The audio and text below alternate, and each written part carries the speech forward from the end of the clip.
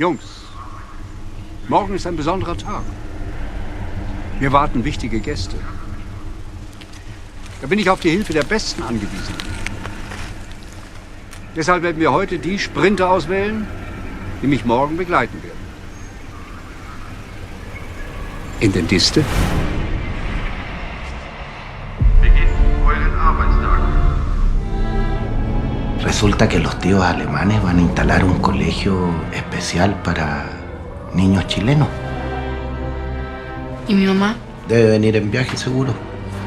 Montado por Pablito. Confía en nosotros. Usted y su hijo merecen esta oportunidad.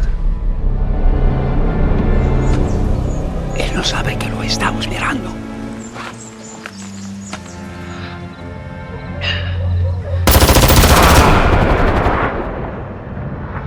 ¿Piensas que no quiera más a él que a ti? Sin los alemanes nosotros no tendríamos ni aspirina. Pero yo no puedo hacerme la ciega.